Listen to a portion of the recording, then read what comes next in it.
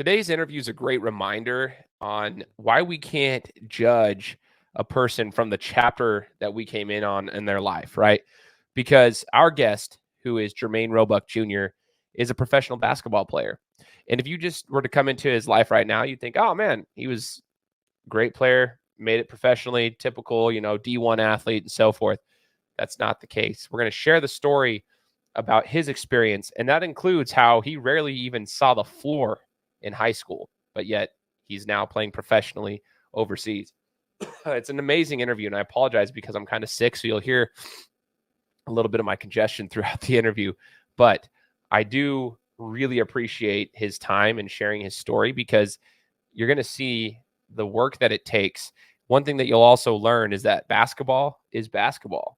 So whether you're D1 or NAIA, it doesn't matter. If you have the skill set and you have the connections and you treat people with respect and you can get the opportunities that you need, you have an opportunity to play professionally if you want to. But we're going to learn from, Germaine Roebuck Jr. about his journey, and hopefully you guys can take some notes. I want to remind everybody to check out Athlete Narrative if you guys are looking to leverage your name, image, and likeness and build your brand. You can get 10% off your monthly subscription by clicking the link in the description here of this podcast. It's GTG sponsored, so please check it out if you're a young athlete and you want to build your platform and leverage your name, image, and likeness and get paid to play the sport that you're playing, whether you're a junior college athlete or a Division I athlete. Doesn't matter. Anyway, like I said, guys, get ready, buckle up. This is the Game Time Guru. So, what time is it? Game time! Boom. This is the Game Time Guru podcast, where I interview sports figures from all over the world to help deliver a panoramic view on sports. So whether you're a former athlete, one of the crazies, or simply a casual sports fan, this is the perfect show for you as we peel back the curtains and learn from our guests every single week.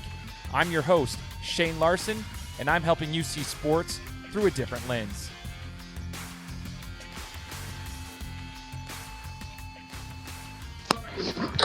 What's up, everybody? Welcome out to another episode of the Game Time Guru podcast. My name is Shane Larson, host of the show. Excited to be here with you guys today. As y'all heard in the introduction, a long time coming for this one. I've been trying to connect with our guest for quite some time. I got to give a shout out to my guy, Keyshawn Liggins, for, initially connecting me with him so that we could get this interview started. So we're going to be talking to him about his basketball career, the ups, the downs, and everything in between, and what he's currently doing now. And the entire goal of this particular interview is to learn from him so he can share some insights with other aspiring athletes, as well as just share some more knowledge about himself so that we can get to know him better. So joining us on the podcast today is Germaine Roebuck Jr. So we'll call him Buck, but his name is Germaine Roebuck Jr. So Buck, thanks so much for joining the show, brother. No problem, man. No problem. Awesome, man. So now, before we even get to what's currently going on in your career at this particular moment, I want to talk to you a little bit about your background, a little bit about your history and everything. So, if you wouldn't mind, let's chat about the early days of Buck. Talk to us about your upbringing. Like, where were you? Where did you grow up, and when did you first start playing basketball? I grew up in Champaign, Illinois, near Chicago. In a small little area. It's not super small, but it's small compared to Chicago, but it's right outside of Chicago. So I grew up in that area, Illinois. I started playing basketball, like taking it serious in my high school. Around maybe junior year, I started taking it like serious. And then after high school, when I got to college, I was like, okay, I really want to do this and start like training and working hard to try to get better. So growing up, if you were out of Champaign, Illinois, in that area, were you an Illinois fan? Is that like who you grew up kind of watching? Is there who was your college team that you always grew up watching? No, I'm a big Illinois fan, man. They just lost to Penn State 2 days ago, man. They was up 10 with 1 minute left and lost by a 3-point foul. So I was very upset about that. But yeah, I'm a big Illinois fan, big Brad Underwood fan. So curious then, Buck, I'm not sure if you were, I'm sure you know who they are, but like there was a time in my early high school days when Illinois was like on the top, and there was Darren Williams that was, hooping, and they had D Brown and Of and course. D Will, dude. That was like That's the 05, right? yeah, the 05 season. That was like one of the like greatest teams I've ever seen. That's when D Will was kind of having his coming out party when he got, he got drafted by the Jazz later. And D Brown was actually hooping over there too. And they just were a 1-2 punch over there at Illinois. So yeah, I'm Yeah, sure. Dude, of course. that's cool. Dude, That so used to be, that team was loaded. oh, Loaded. they were nasty back in the day, man. Nasty. So, Buck, talk to us about your high school experience. You mentioned, you started taking it more seriously at that point. What was a day in the life for you, though? Somebody who competed at a high level. See, I want to ask this question because there's a lot of athletes out there that think that they want to play at the next level, but they don't really know what it takes in high school to get prepared for the next level. So I'm just curious, did you have a pretty good understanding of what it was going to take to play at the next level when you were in high school? And if so, what was like your high school workouts like? Honestly, truthfully, so a little background about my high school workouts and basketball and everything like that. So back in high school, we got a lot of talent in Illinois. Plenty, plenty. Like, it's a big difference than Idaho. It's like you have to work. Like, it's no shortcuts to getting on the court out there. So back in high school, I don't think I was as good as I was now. So back in high school, man, I didn't play from freshman to senior year. I might got 1 or 2 minutes every game when we was winning, but even my senior year, I probably played like 15 minutes total through the whole year. So back in high school was a little rough for me, but I mean, I feel like that put a spark on me to keep going and prove everybody wrong. So that's the kind of kid I am. I like to prove. So after I left high school, I went to college where it was nothing. Like, it wasn't an NII. It was just playing any team. Then my brothers, like, hey, we're gonna get you on to this junior college. And then I went to junior college and averaged 18, but I was working out with them all summer. And then once I had that good of a year and we went to state, we went to nationals and things like that, I'm like, okay, man, I can make something happen. And I just every day started taking it serious after that. And finally got a scholarship to a university. Went there. A coach really, really gave me an opportunity. Went there and just kept growing and keeping that mindset to where I could do it. Not making excuses because the coach take me out. Not making excuses because the coach complaining about this. Just making a way. So basically, I could say is just making a way, because I notice a lot of kids make a lot of excuses about the coach. The coach not letting me play. The coach not letting me do this. But that's when you get to the next level. It's not about what the coach not letting you do. It's about making them changes to adjust for the coach or adjust for you. If the coach wants you to rebound, just rebound, and then you'll be able to make the next step to score whatever you want to do. So that's my big advice. But back in college, I transferred to Union in Kentucky. It's a top NII in the nation. A lot of D1 transfers, and then once I started playing with them guys, I'm like, hey, I can hang.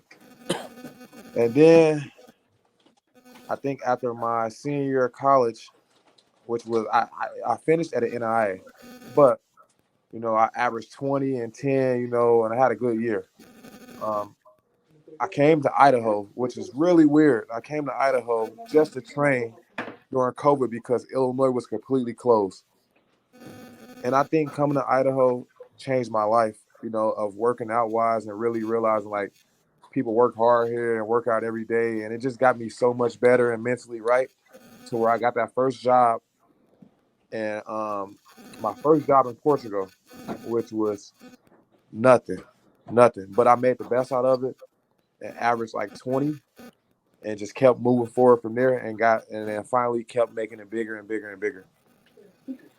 Man, so there's a couple things to dissect here then, Buck, because one, I just want to reiterate for the athletes that might be listening to this, just to understand that like where you're at right now wasn't always where you were. Going through high school, you might have, like a lot of kids might have just written it off as saying, okay, well, that's the end of my story if you weren't getting a lot of minutes, but you kept working. That's the thing. You kept working. I want to ask you that though. Like you said, you went to like your next year out of high school was probably like a prep school type of deal before you even went to junior college. Correct. In a sense. Correct. So what mentality did you have to have, Buck, to even say, like, I mean, you weren't even getting minutes in high school. So what made Not you at think all. that, like, hey, I just need another opportunity. I can play at the next level. I just need another opportunity. How did you like keep going rather than just hanging them up?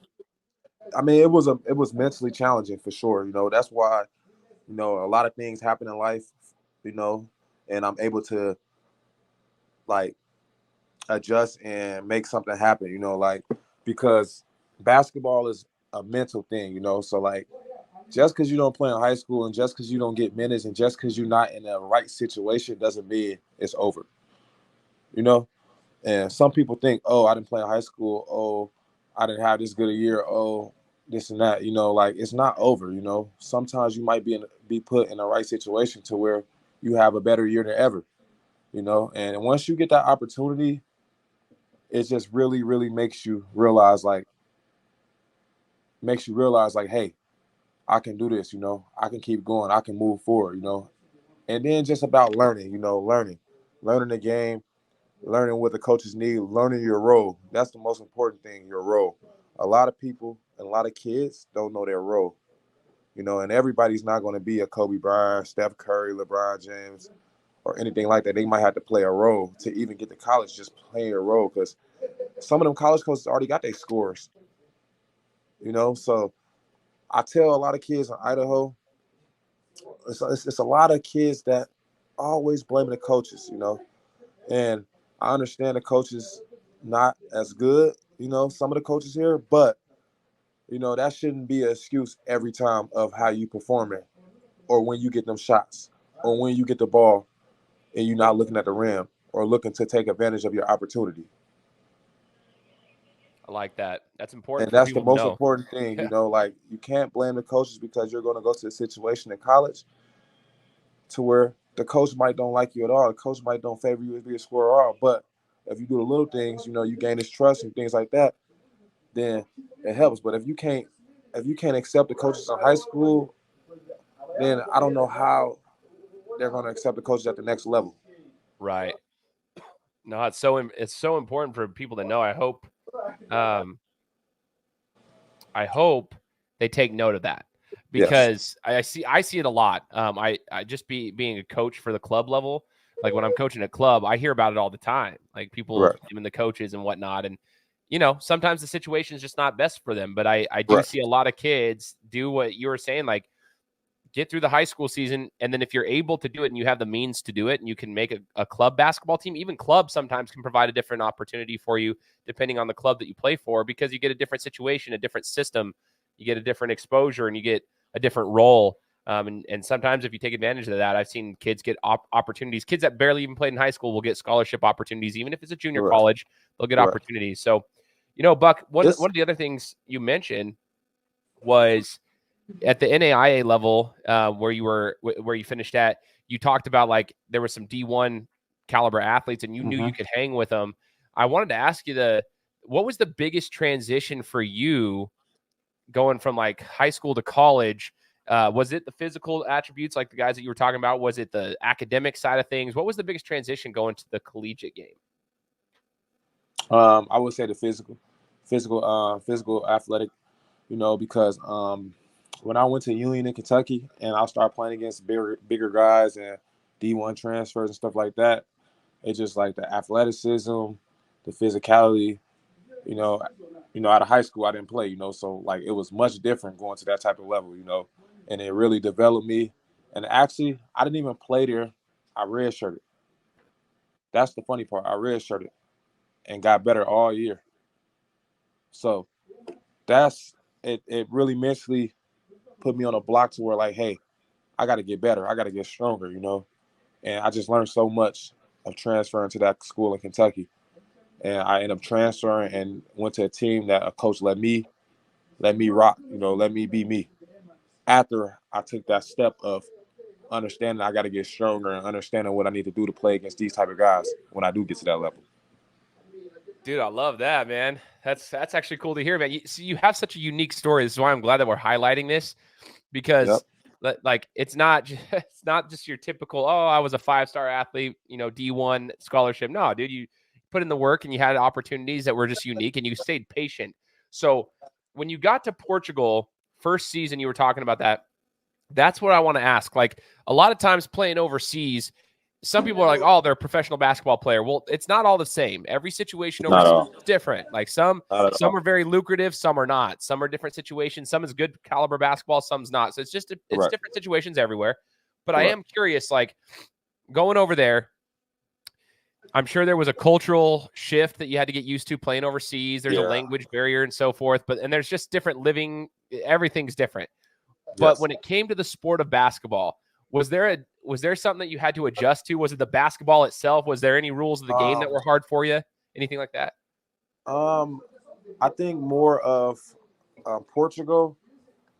It was more of like, I feel like the coaches out there in Europe, they want you to play more together, you know, like more as a team, be efficient of taking your shots, you know, because then, like, when I was in Portugal, the players would complain about not getting the ball, you know, because they wanted it as much as you. So it was more learning your teammates more. Then some countries you can go to and they want you to be that guy and be the scorer, and they can pitch in when they need to pitch in, you know. So I think that was an adjustment from Europe. Now in Africa, I've been a lot of places in Africa. I was in a BAL, sponsored by the NBA, you know, one of the top leagues, upcoming top leagues and overseas, you know.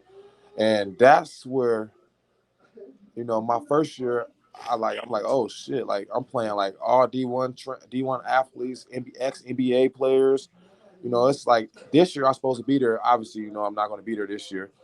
But, you know, like Pierre Jackson, all them in there this year. You know, this is like, and the last year I was just out there. I mean, I'm out there, D Wade in the stands, Joakim Noah, you know, like, you know, we out there overseas with them guys, you know, and it's like we at our practices, we got G League. I mean, we got NBA assistant coaches there helping us understand what we need to do, how efficient we need to be, and it developed me so much, you know, to where I'd have so many opportunities to play in Middle East and Europe. You know, like I got opportunities to play in Lebanon. I got a great agent. His name's Zach.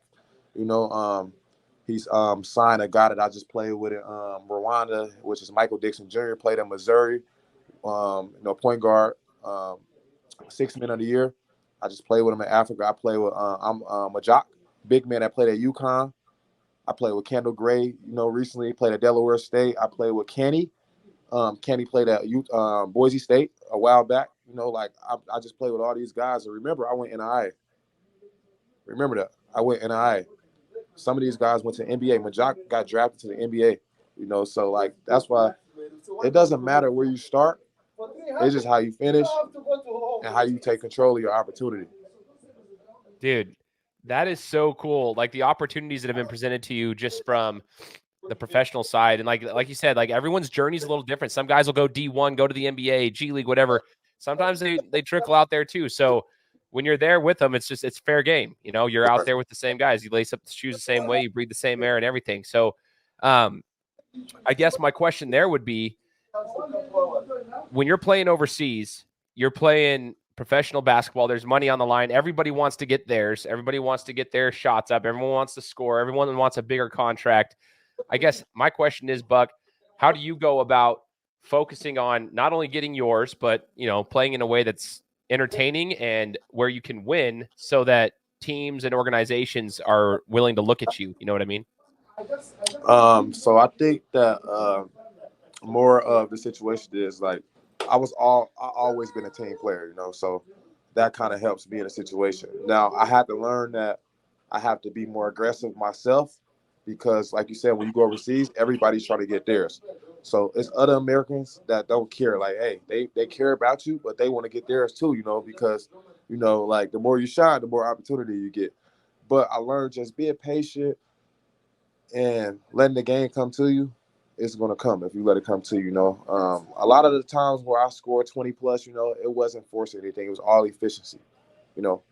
And that's just all hard work, you know, efficient. You know, I always shot efficient. You know, I never overshot.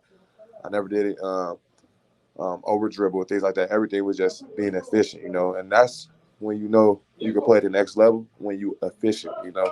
That's the most being efficient. So When I was just recently in South Africa, we just qualified to the BAL recently.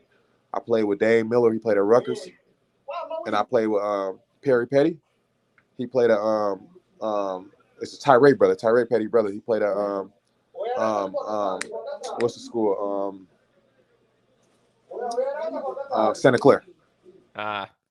And then he's in Iran right now, Middle East. You know, making a living.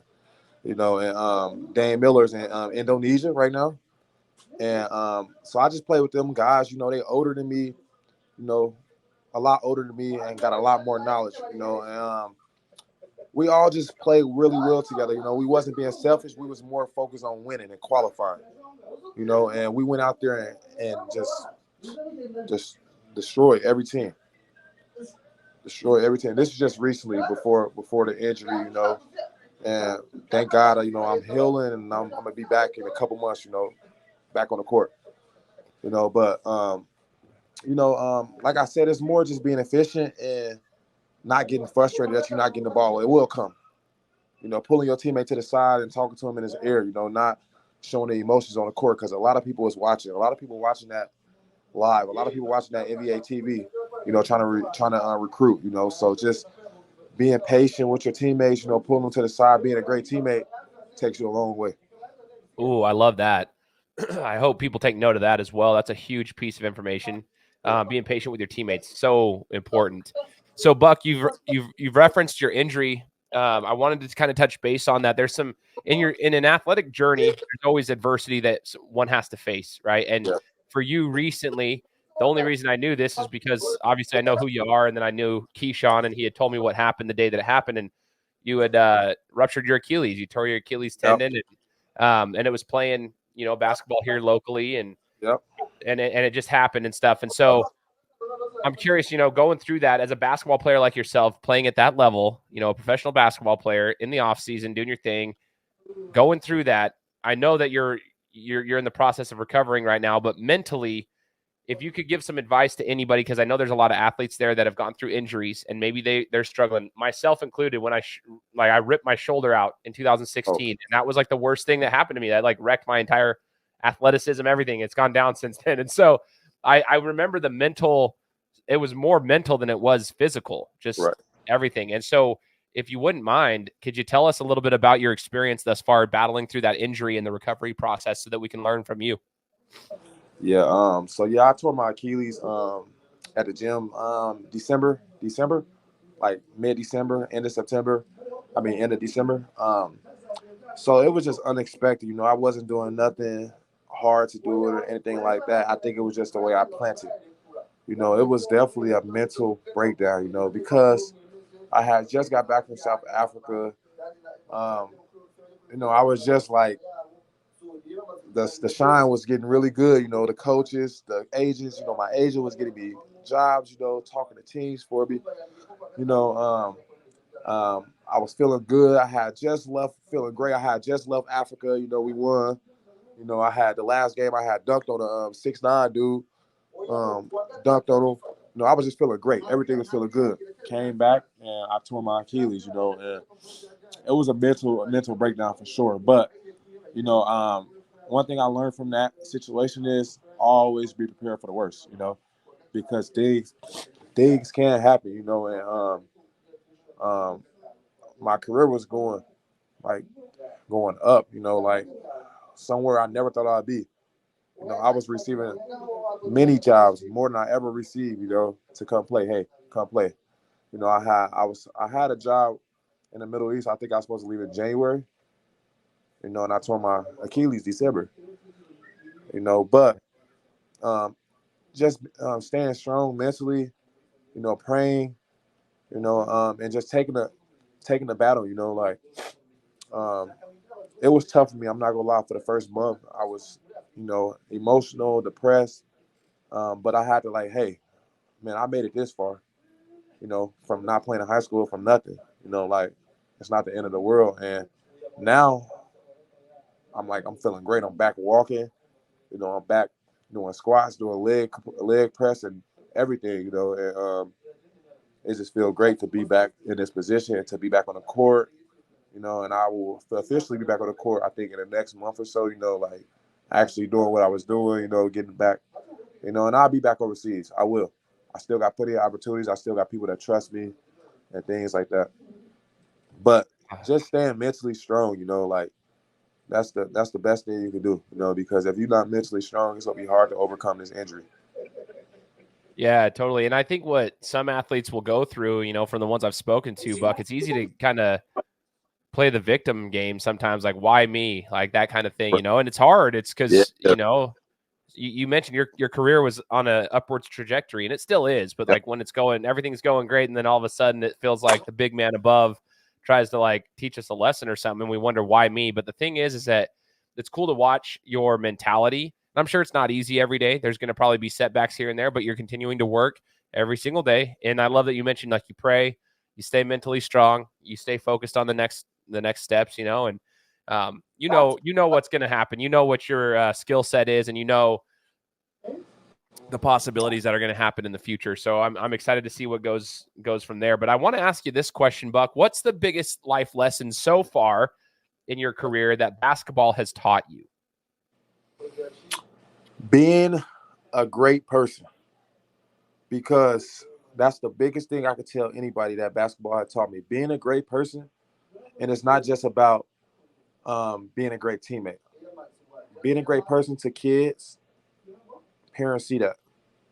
Parents look up to you. Kids look up to you. Being a good person when you go overseas, being a people's person, being respectful, coaches, agents, um, fans, all that look up to you, you know. So being a good person everywhere you go, being nice, being respectful, greeting and things like that is the most important thing I could tell anybody about basketball. Everybody would say, "Oh, doing this in basketball, doing that in basketball." No, be a good person first, and good things will come. I just got done talking about that actually on a segment that I did for my podcast about just like the relationships you can build. Relationships is everything overseas. Who you know can help you so much. People that like you will bring you back. People that care about you will help you get somewhere else. So being a good person and being respectful takes you a long way. Oh man, I'm so glad you shared that. Just because it's one thing for me to say it, you know, but when someone's been there like yourself, it's better for you know to hear somebody who's been there, who knows what it actually takes, and just being a good person can go a long way in this world. So I hope the younger athletes are taking note of that. You know, and so far up into your career, you've mentioned a couple of different things: Portugal, South Africa. You've talked about college basketball experience. What is your favorite memory that you've had, Buck, playing as an athlete? What's your favorite memory so far? Was it a game? Was it a Um, practice? I A think it bus was ride? the. I think my favorite memory was first getting the opportunity first. But my main favorite memory was that really like put me on notice and put people like, hey, this kid can play. You know, was the game against Al Ali that actually won the BAL. You know, Al Ali had a guy that went to Northwestern, a guy that just left a Winchester G League. His name Nooney that won MVP. You know, he just signed to China. You know, they had a big man named Omar, about 7'2". You know, I came down the lane, tried to dunk him, but he moved out the way and dunked it. And that game were just like people really like, okay. Before that they knew, but that game really like he can do this against these guys. Like this guy legit, you know. And I remember that game like it was yesterday. You know, like I feel like any opportunity I had to dunk, I was gonna dunk it. You know, I went through the lane. I didn't care if he jumped or not. I was gonna dunk him. That's so sick. So sick. Is there playing overseas? This is the thing. I lived in Brazil for 2 years, and there's so many Okay. different like there's the atmosphere in different venues of different athletics around. Like it's just crazy. Did you play in any venues that stood out to you? Any Oh yeah, arenas or anything? we Like, is played. there? We played in a really big arena. Like it was packed. It was packed. You know, it was like so many fans there. You know, like I said, the guy Majak had the whole Sudanese community there. You know, he's really big. South Sudanese guy. You know, they really respect him. You know, he played in the NBA. You know, and like I said, we had all NBA. We got NBA players there, NBA coaches there. You know, NBA G League coaches there. You know, we had the whole Raptors organizations was there. You know what I mean? Because the NBA, the Raptors organization, GM is African. Ah, You know, yeah. so like it was like we was playing in front of like like it was packed, you know, and it was like a great atmosphere. It was like fun to do, you know, and I can't wait to get back, you know, and not even just there, you know, like I got so many things waiting for me, you know what I mean? Like as soon as I'm healthy, I'm gonna be on the first flight. Heck yeah, dude. Heck yeah. Well, Buck, one more question for you. Well, it's kind of two. I want to ask about you've mentioned a couple different teammates that you've played with, and I want to know who is one of your most influential teammates and what was a lesson that they taught you? My most influential teammate was Michael Dixon Jr. If I would have to pick one that really, really every day telling me like, "Hey, Buck, you got it. Hey, Buck, you know this guy played with Cam English that coach Providence, head coach Providence. You know, English was he was in the NBA. You know, played in the NBA for years. You know, so Michael Dixon played with him. You know, this was a team that Missouri. You know, Missouri went to at least 16 a little back ago. You know, so I played with him. You know, he played in the Euro League. You know, like top league. Like he played in Turkey, Greece. You know, like I can keep naming. Right now, he's at APR. You know, in Africa, actually in Rwanda. Every day, he just told me the ins and outs of about this. You know how it can be grimy.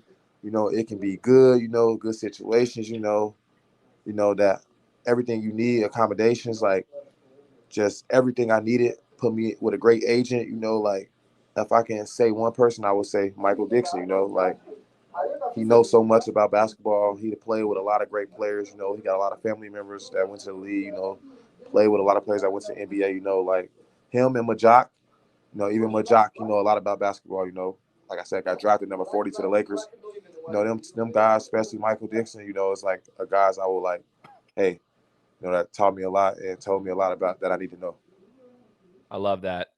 And the last question I have for you, Buck, is a lot of kids, they want to play overseas. They're like, well, I'm not going to the NBA. I'm Oh, sorry. go ahead. I forgot one person. I cannot forget Gary Okay, go Petty. ahead.